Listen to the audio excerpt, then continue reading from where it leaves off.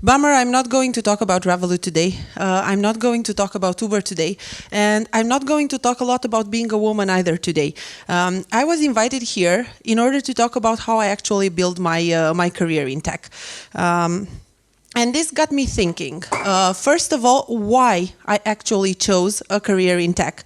And I looked back at my experience, like a short background about myself. I never studied. I'm not a developer. I don't know how to code. A bit of Python and SQL don't count. I learned them along the way because I needed them.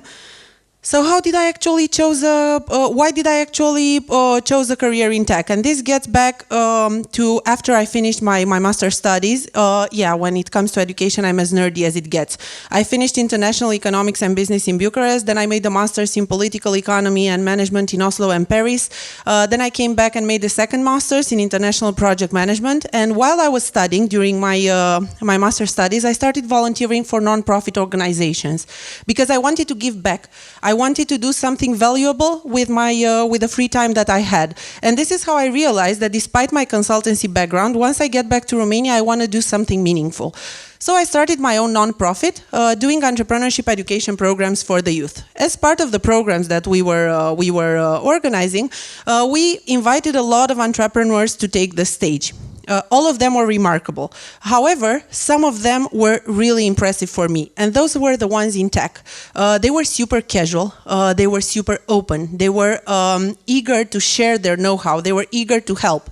And this is how I decided suddenly that I want a career in tech with no background studies, with no know-how whatsoever, no network. I didn't know anyone in tech. So I did it for the people. I really wanted to work on a daily basis surrounded by those people. So from wishing to have a career in tech to actually having a career in tech, there's a long distance. So I was thinking last night, why did I actually manage to build a career in tech? And I think there are 5 things that actually helped me, and I'm going to go through all of these with examples. So first is ambitious. I wanted to build a career in tech.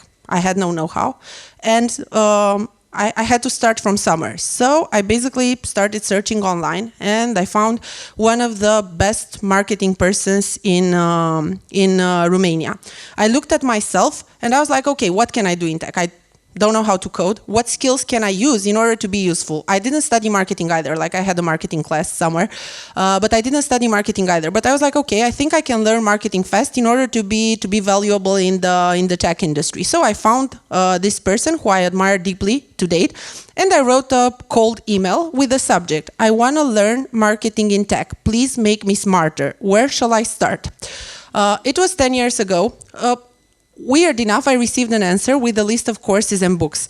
And it took me 6 months to go through all the courses and read all the books, because I'm a nerd, as I was telling in the beginning, so I had to have the theoretical know-how. So after those 6 months, I had the ambition to actually start from scratch and learn something. And I had a lot of theoretical knowledge and no practical knowledge whatsoever. So, okay, from theory to practice, there's a long distance. From knowing a bit of marketing to actually doing product marketing in tech, there's a long way to go. So where shall we go? So I started looking again online, and I discovered what was then How to Web conference. And I realized that by being part of a tech conference, I'm not only going to learn how to do marketing applied, but I'm going to actually be able to create a network in tech, to meet the who's who in the tech industry in Romania and beyond.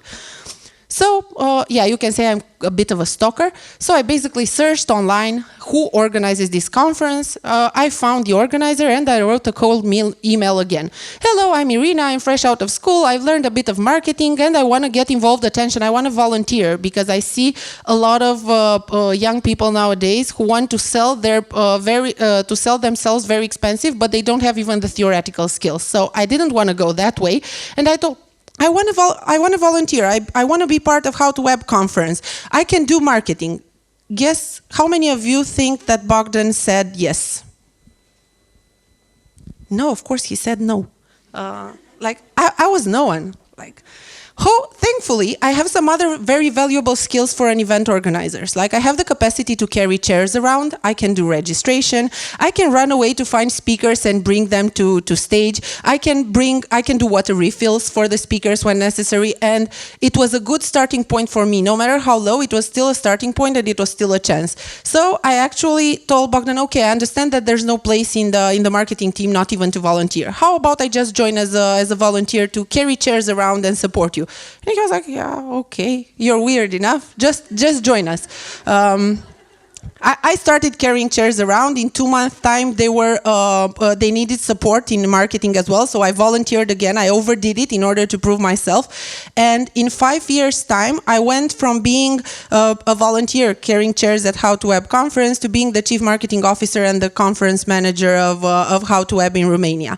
And a similar story I had in 2012, a similar story I have with Tech Hub Bucharest. On the stage of How to Web, they were announcing the launch of Tech Hub Bucharest in Romania, and I knew that I had to be a part of it. I wanted to be in marketing, I wanted to be in tech, and I wanted to be close to the tech community. So I cold emailed the founder of Tech Hub Bucharest, who's now my husband, but didn't know me back then. And again, I told him that I want to volunteer. He wasn't happy either, but he didn't have any choice, because as an entrepreneur in the beginning, you don't have a lot of money. So if a crazy woman just wants to volunteer, okay, let's see how it goes. It's not that hard to fire a volunteer if it goes badly. And I went on with How to Web and Tech Hub Bucharest, and this learned me my second important lesson. Besides ambitious, in order to succeed, and this doesn't apply only in tech, it's about persistence. It's about taking. I never took no for an answer. If somebody took me out through the door, I went back through the window, and I managed to actually chase my dreams and never give up with the dreams. Fast forward to Uber, and no, I'm not going to talk about Uber and Revolut today. At some point, I felt that I was no longer learning. Like I did everything I could do. In parallel, I had a marketing agency, and I was working with tech startups. But I felt that I was no longer learning, and I wanted to have ownership on a product beginning to end. And this is where I saw the opportunity for Uber, applied, and got part of the team. And here it struck me, because it was super, super hard. And I'm here today not to share with you the successes, but to share with you the struggles that I had. So basically, my first month at Uber, I didn't understand anything that was happening around me. Everything was so fast. There was a lot of data. I had to learn SQL in order to be able to read a couple of queries and to actually understand the data and to take data-driven decisions. And it was so much. And I wanted to quit. Like, I remember crying every single night. And I remember my husband telling me, like, I think you should quit. I don't know if it's the place for you. If you're not happy, it's time to stop. And I was like, I'll give it one more try. And I went in a one-on-one with my manager, who's a fantastic woman and a good friend of mine today. And I went in a one-on-one with her, and I told her, look, Nicoleta, we have a problem here. Like, if I have to work more than 6 days per week, 12 hours per day, we're either highly disorganized or heavily understaffed. And either way, I'm not willing to do it. And I was preparing to quit. And she looked at me and she said, yes, I totally agree with you. Reorganize everything. Hire as many people as you need in the marketing team. What are you waiting for? And I realized that I was just complaining.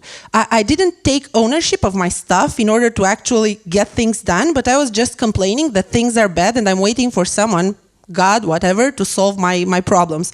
So I learned how to own, to be a true owner, and I learned resilience in front of everything that happens. And this is super important. So it's ambitious, it's persistence, it's resilience. Going forward, at some point, Uber became a bit too corporate for me.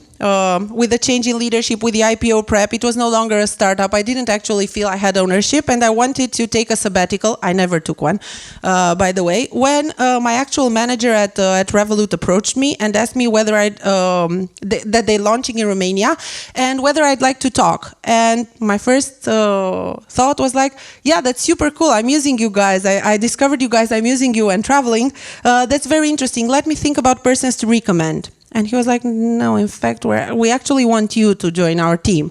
I was like, you're crazy. I'm not a banking expert. I don't want to be a banking expert. I hate anything that that has even remote connection with banking because I don't have the competence there. And he was like, no, we're looking for a growth person. Are you up for the challenge?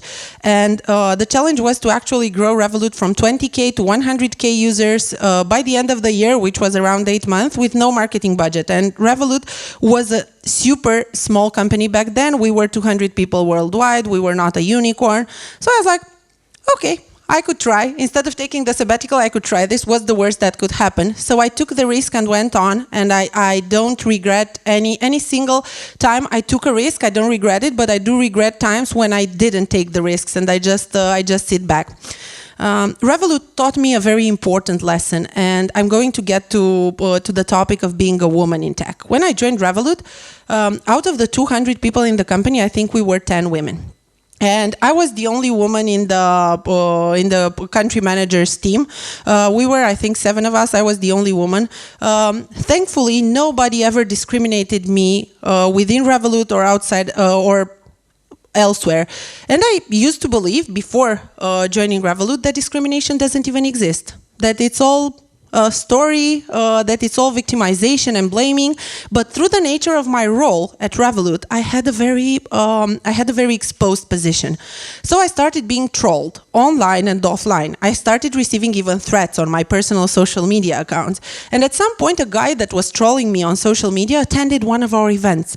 And I'm the type of person that actually speaks up. So I went to him and I was like, okay, dude, what's your issue with me? Because I see you have a personal issue with me. And he was like, I don't have any issue with you. I just second-guessed Revolut's decision of putting a woman in charge. And this makes me, I'm not going, because we're on camera, I'm not going to tell you the answer that I gave because it's not very polite, and I'm not sure I should use this answer. But then I realized that we actually have to speak up, and I looked at the data, and indeed, less than 20% to date of women in tech, of employees in tech are women. And data does not look right, but the question is why? We can keep asking the wrong questions, or we can keep doing our business and chasing our dreams and our goals. On my side, I always spoke up, and I think this is what helped me. And Catalin tells me that I only have 3 minutes left, so I'll jump fast forward to the last example. And it's not only about ambition, it's not only about persistence, about resilience, and about speaking up. It's also about asking for help.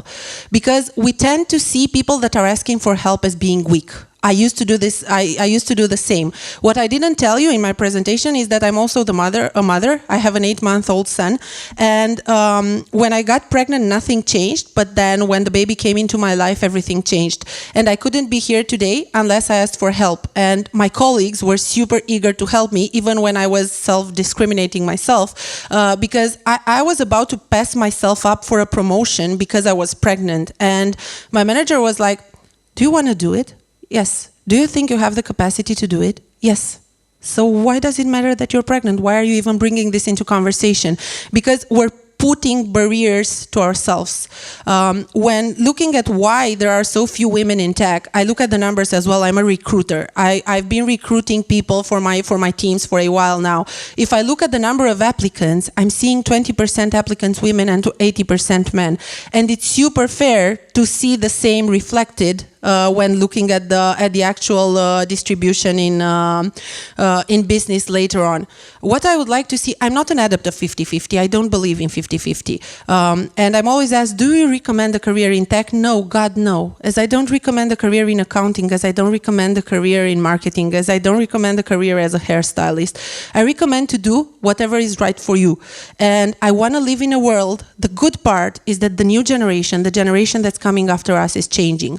The good part is that we as women have an ambition gap, and that's documented scientifically.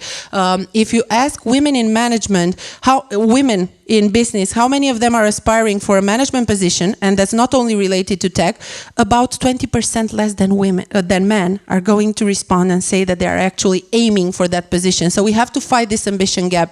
And there are a lot of issues, there are a lot of things to be changed in terms of mindset, but the first thing that we can change is ourselves. And if we are ambitious, if we are persistent, if we are resilient, if we speak up, and if we ask for help, we're going to succeed. Because if I know one thing, I know that I would like to live in a world where girls out there can follow whatever career path they want and can have leadership position while being liked in the same time, while boys out there, my son, will be able to choose, if he will be willing to do so, to be a stay-at-home dad and be appreciated and respected for it. Thanks a lot.